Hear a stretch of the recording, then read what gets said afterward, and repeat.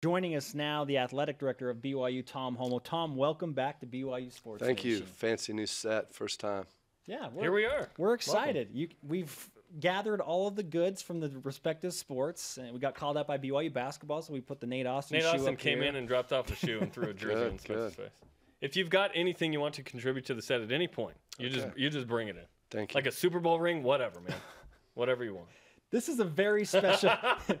This is a very special week. Long time coming for Jim McMahon, and I know you've played a very significant role in making this happen. And Jim has brought that up, and a number of other people. What does this mean to you to see number 9 have his jersey retired? Well, first of all, I appreciate the fact that Jim would say something about me, but I'm first and foremost a teammate of Jim's, and I was there and I saw a lot of the games that he played, especially the great ones when he was the starter and broke all the records. So he's a great teammate, probably the best teammate I've ever had in any level, and he deserves it. And there was that one thing that was keeping him out, and that was the graduation. So I'm just proud of him that after 33 years that he would come back and finish up. So I don't think that I did anything that any of my teammates wouldn't have done on his behalf. Why now? Why did he finish, or BYU in helping assist him do the work? Why did it work out now? I think that it was just the right time. Excuse me, in his life. It meant more to him now. He has children that are college age or graduate. Some have, some haven't. And I think Jim wanted to be a good example to his children and grandchildren to have graduated. He knew he was that close. He had other activities and outings and things that he was doing for a long time, and he didn't really need it. And I think at this point in time, he decided that he wanted to do it. And the biggest part that is really sweet for me is that he did it for his dad. His dad, wanted him to graduate and be in the Hall of Fame, and his mother, and to be able to have his jersey retired. So I think in the end, Jim would probably say that that's why he did it. BYU Athletic Director Tom Holmoe on BYU Sports Nation, retiring Jim McMahon's number this week, Utah State rivalry game Friday night. You brought up the fact that he was maybe your best teammate ever, if he was your best teammate ever, in fact. What made him such a great teammate? Well, if you played on the field with Jim, he had a blast playing. I don't know if I've ever played with someone that had so much fun. He was in total command of the game. When you talk about a field general as a quarterback, he really was. He has this happy-go-lucky attitude, but seriously on the field, he knew exactly what was going on. He was very well prepared, and he just saw the field like nobody. So I used to say that when we'd come off the field as a defensive unit, you get a fast drink of water and come right back to see the show, because something was going to happen all the time, and you didn't want to miss it. And we had the best seats in the house. Did you pick him off in practice ever? I'm sure I did, but let me tell you, I'm sure he got the better part of the competition between Jim and me. Did you have conversations when you were both playing in the NFL? Did you play against each other several times in the NFL? We did. That's one of the things that was sweet about it is I remember when I was a young player, I can't remember exactly what year, back in Chicago, and the first time I'd been to Soldier Field, and we talked before the game a little bit on the field and such, and they won the game. And when I came out of the locker room, he was waiting for me. And this is his town. They won the game. He was the toast of the town, and he was waiting for me to say hi and introduce me to some of their players and such. And I love the guy, and all the emotions that are going through me right now, and our teammates. I'm not special than anyone else. We're all thrilled that this is the time when Jim takes his place among the great Cougar players. We saw you dance at the Y Awards a few years ago, and we saw Jim obviously in the Super Bowl Shuffle. Who's the better dancer out of both of you? Jim. I mean, Jim's just got a certain way. He's got a certain rhythm, and his timing was impeccable. One of the things I remember the most is he had this escape move where he'd drop back. He's a right-handed quarterback, and he'd spin to the blind side around someone coming. And it was like a patented move, and nobody could do that move like him. And the crazy thing was Jim had really bad knees, even at BYU. And he still was an elusive. He wasn't really fast, but he was quick enough to escape and do a lot of things. But if he had had a full set of knees with all the shocks and everything, it would have been scary and dangerous to see what he could have done. And eyes, for that matter. The famous, fork in the eye story with him when he was younger. It's unbelievable what he did. To me, the greatest quarterback in BYU history. And Friday's going to be special. I expect that halftime to be something Cougar fans will never forget. Not to mention wearing the royal blue again. Was there a specific decision to wear it for Utah State, the royal blue?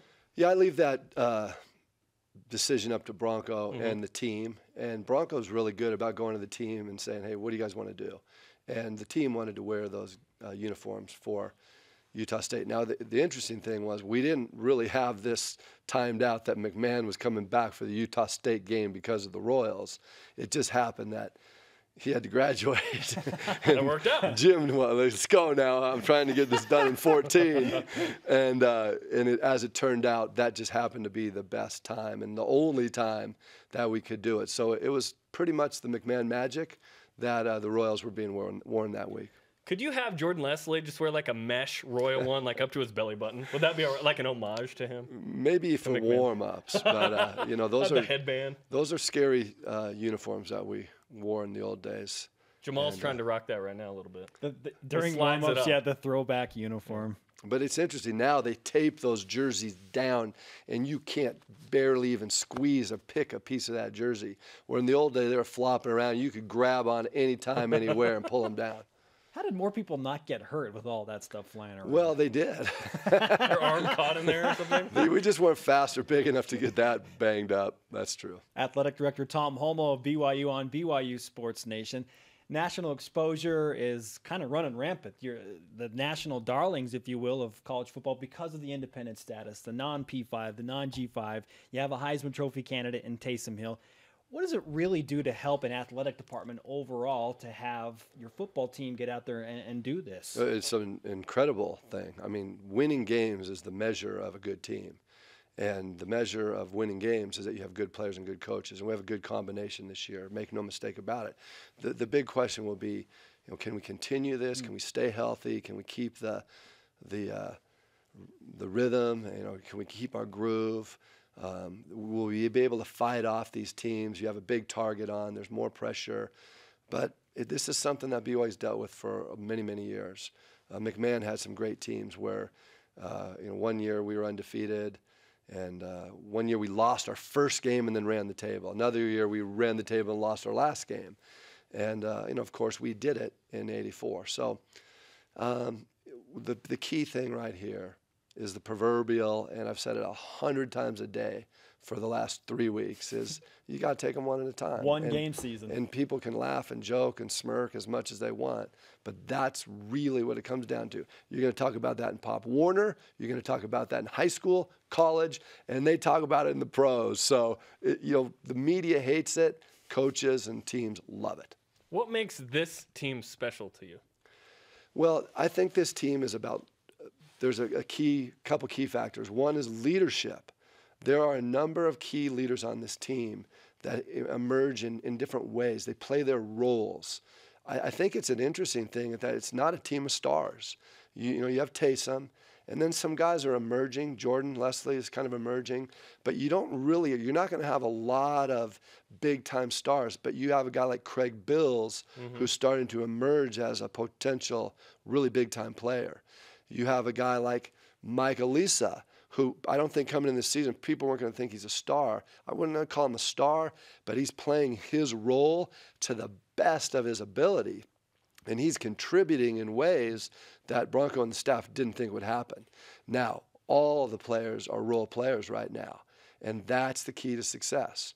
You have a punter in Scott who... What a game against Virginia. My gosh. We might not win that game without him playing that role. And I think that's the key, is that you have leaders that are taking care of the team, not big-time vocal leaders, but just lead with their eyes, lead with their example, lead with their mouth in quiet places, in private places. And when you got a guy like Taysom out there running around, it's hard to play up to any other standard but what he plays to. I don't know that I've ever heard an MVP chant for a punter. That was amazing. But Scott Harlano earned it against Virginia. I'm going to say this too. If you have a team that's having success on a given year, and as we are at this point, your special teams have to be really good. Mm-hmm. And as you watch this issue, we had a couple. It's interesting. The first 2 plays of the year were 2 offsides on the kickoff. Yeah. So we had an inauspicious start. I'm thinking, have we practiced special teams this year? But as it turned out, we've had some excellent special teams play. And that's going to have to continue. The 3 factors of the game are the offense and defense, of course, but also just the core units, what we talk about, punt return, kickoff, field goal block. There's going to come a time when each one of those 6 units is going to have to make a play. We had one the other day in onside kickoff return. The first time you line up and Virginia has a chance to get the ball back, score and go for 2, and we line up in what's called the hands team, safe. And I'm thinking, I hope we've practiced this a lot. Offside. No? And, good. And Alani, made a great play. So all those little plays, they're not little. They're huge. Man, it's so and situational. The coaches measure those out. And each one of those players on those teams is rewarded behind the scenes. They might not be rewarded in the media, but they're playing their role to perfection. BYU Athletic Director Tom Holmoe with us on BYU Sports Nation. Recently, you announced a 4-game series with UMass going back to the East Coast, and now we just announced USF, South Florida in Tampa. What do those games mean for BYU Sports Nation as you branch out to really the remote parts of the country? I think they follow the line that we've taken in that we want to give access to our fans. And so we'll travel to different locations that we haven't been. That game was interesting in that it started by the Patriots calling me and saying, hey, how'd you like to play a neutral game with, and we started looking at teams in the region of the Northeast that would be like what you'd call anchor teams. Use your imagination. Mm-hmm. And we never could really pin down one of those anchor teams. So the next thing they came back and said, well, hey, UMass can play there. Independent. And when they went independent, decided to go independent, it was just part of it was a good thing for us. But the 4 games came down to the fact that we need games. And people just don't understand.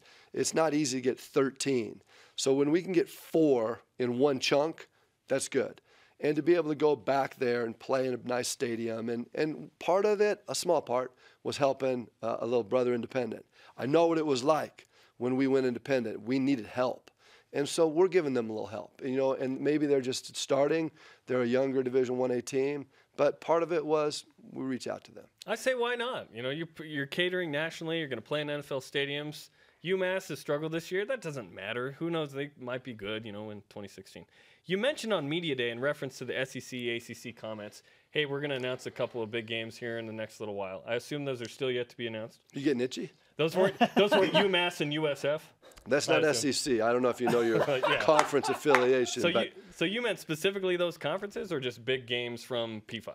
Big games, P5. Be patient. That's what I said. They're in the works. Oh, I'm so patient, Tom. Good. I'm so patient. I mean, they're down the road, so they're not going to be in 14. I'm not changing the schedule the rest of the way, but they'll be in the near and relatively distant future. Fantastic. Tom Holmoe with us. I'll end with this. I'm shopping at the grocery store the other day.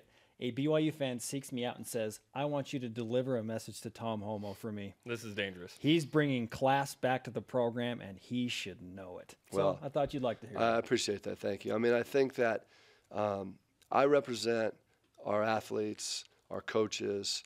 We spend a lot of time together, and hopefully we are a reflection of our university. And one of the things that we've tried to do from the very beginning is our mission statement in athletics is to be aligned with the university, Brigham Young University, and the Church of Jesus Christ of Latter-day Saints. When we are aligned with the mission of the school and the church, great things happen. Every once in a while, I take a wild left or right turn and get a little bit off target, and we stumble. And so I've learned in 10 years that it's best just to stay aligned, do the right things, and good things will follow. Tom, we appreciate the time. Glad to have you back on BYU Sports Nation. Thanks, guys. Up next.